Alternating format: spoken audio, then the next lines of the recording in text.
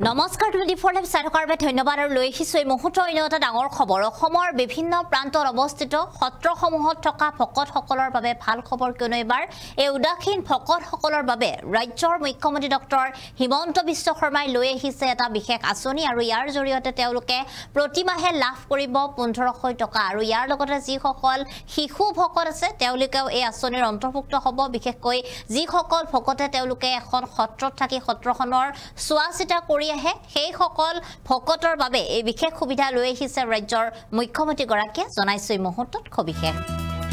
আমি জনাইছো এই মুহূৰ্তত এটা গুৰুত্বপূৰ্ণ খবৰ এইবাৰ ৰাজ্যৰ বিভিন্ন প্ৰান্তৰ সত্ৰৰ উদাসীন ভকতসকললৈ ভাল খবৰ দিছে মুখ্যমন্ত্ৰী গৰাকীয়ে আৰু এইবাৰ ভকতসকলে প্ৰতিমাহে লাভ কৰিব 1500 টকা তেওঁলোকে 1500 টকা লাভ কৰিব অৰুণোদয় আঁচনিৰ দৰে মুখ্যমন্ত্ৰীয়ে ভকতসকলৰ বাবে লৈ আহিছে এটা বিশেষ নতুন আঁচনি আৰু এই আঁচনিখনৰ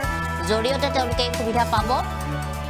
1 অক্টোবৰৰ পৰা কাৰ্যকৰী হ'ব এই বিশেষ নতুন আঁচনিখন এই অক্টোবৰৰ পৰা কাৰ্যকৰী হ'ব এই আঁচনিখন আৰু সত্ৰৰ উদাসীন ভকত সকললৈ কেবিনেটত আৰ্থিক অনুমোদন আগবঢ়োৱাৰ সিদ্ধান্ত কৰা হৈছে গ্ৰহণ এটা ভাল খবৰ দিছে আৰু ইতিমধ্যে বহুদিন আগতে ৰাজ্যৰ মুখ্যমন্ত্ৰী গৰাকীয়ে সত্ৰত যিসকল ভকত থাকে উদাসীন ভকত তেওঁলোকৰ বাবে কিবা এটা কৰাৰ কথা উল্লেখ কৰিছিল আৰু কি কৰিব সেই কথাটো তেওঁ তেতিয়া উল্লেখ কৰা নাছিল যদিও বৰ্তমান সময়ত ইতিমধ্যে কেবিনেটত এটা ডাঙৰ সিদ্ধান্ত গ্ৰহণ কৰা হৈছে কিয়নো মহাপুৰুষীয়া ধৰ্ম পালন কৰা যিসকল ভকত আছে বা ৰাজ্যৰ বিভিন্ন প্ৰান্তত যিসমূহ সত্ৰ আছে সেই সত্ৰসমূহত প্ৰায় 2-3 গৰাকীতকৈও অধিক এনে ধৰণৰ উদাসীন ভকত থকা দেখিবলৈ পোৱা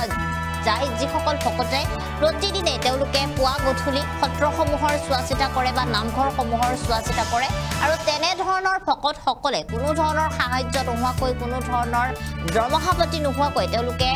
নিজৰ ফালৰ পৰাই সত্ৰখনৰ চোৱাচিতা কৰি আহে আৰু তেনে ধৰণৰ ভকতসকলৰ বাবে এবাৰ এটা বিশেষ ব্যৱস্থা কৰিছে এটা নতুন আঁচনি উলিয়াইছে যি আঁচনিৰ জৰিয়তে 1500 টকা লাভ কৰিব ৰাজ্যৰ ভকতসকলে আৰু যিসকল ভকতে অসমৰ কৃষ্টি সংস্কৃতি অসমৰ মহাপুৰুষীয়া ধৰ্ম আগুৱাই লৈ যোৱাৰ ক্ষেত্ৰত তেওঁলোকে নিজৰ অৱদান আগবঢ়াই আহিছে বিনা স্বাৰ্থত তেওঁলোকৰ বাবে এই ভাল খবৰ লৈ আহিছে মুখ্যমন্ত্ৰী গৰাকী আৰু ইয়াৰ লগতে যিসকল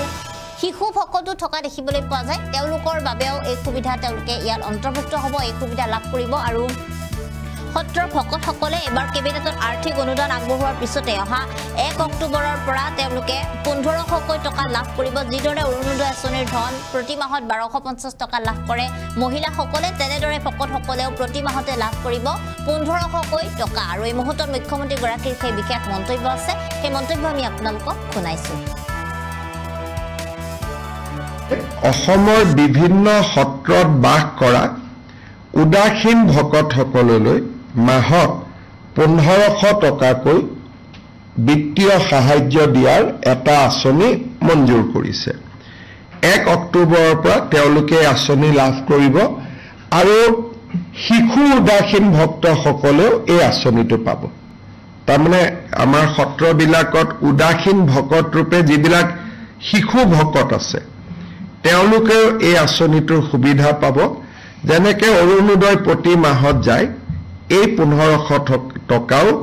উদাসীন ভকতসকলৰ একাউণ্টত গৈ জমা হ'ব এই আঁচনিটো 1 অক্টোবৰৰ পৰা